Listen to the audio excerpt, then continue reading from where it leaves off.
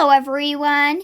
Today the Bookworms are going to be reading Ferdinand the Story Catcher by Véronique Caylou and illustrated by Par Gittesby. Let's get into the book! A long time ago, stories flew through the air like birds, butterflies, falling leaves, or balloons. If you stretched out your arms, you could catch one. Just like that. Everyone in the village loved stories. They told stories when they got up, and they told stories when they went to bed. They told stories all day long. Ferdinand was the best at catching stories. He grabbed them gently and popped them on the end of his tongue.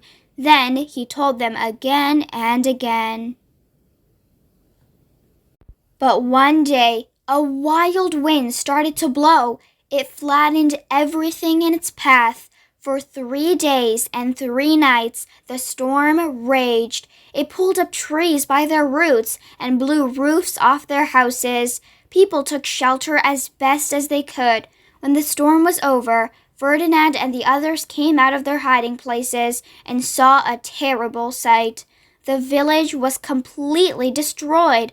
All that was left were piles of bricks and wood, branches and roof tiles. In the mess, tiny bits of stories floated around all muddled up.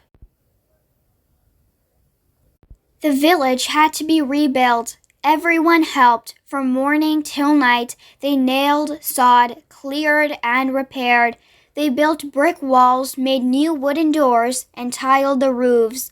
Ferdinand went off to town to buy seeds for the gardens.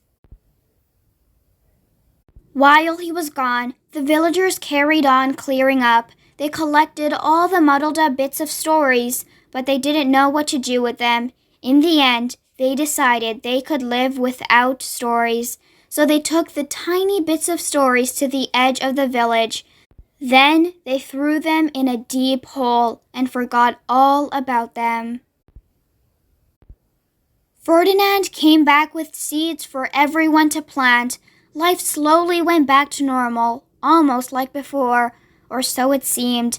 People carried on working, sleeping, eating, and going about their business, but they didn't smile anymore. They became sadder and sadder, so sad that they didn't have anything to say to each other anymore. When they met, they just sighed. At last, Ferdinand realized what the problem was. The villagers needed stories to make life more fun.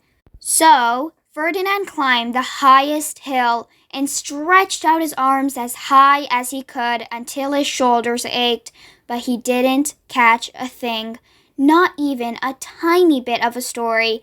They had all disappeared. Then, as Ferdinand listened, he could hear whispering. It seemed to be coming from outside the village.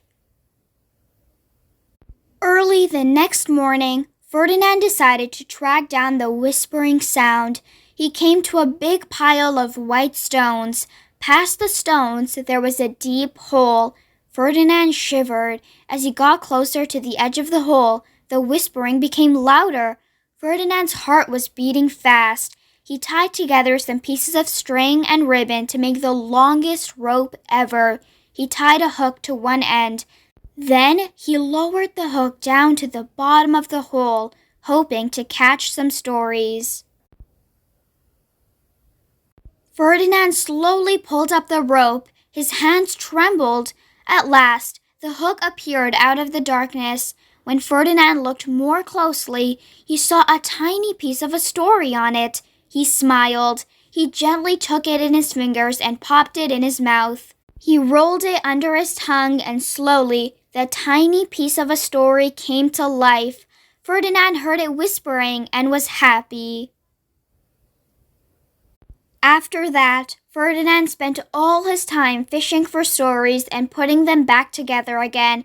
Each time he finished another story, he invited all his neighbors to his house. He told the stories over and over to anyone who wanted to hear them. The more he told the stories, the better they became. Soon, everyone was smiling again. As people listened to Ferdinand, they remembered their own favorite stories, which they then began to tell. From that day on, Ferdinand's house was always open to anyone who passed by, young, old, big, or small. From morning till night, people enjoyed telling, retelling, and listening to all the best stories in the world. The end. That's it for today, everyone. I hope you guys enjoyed. For more read-alongs like these, don't forget to subscribe. If you enjoyed the book, give it a big thumbs up and share it with a friend. Don't forget to join us every day for a new video with a fun read-along. I'll see you guys next time. Bye!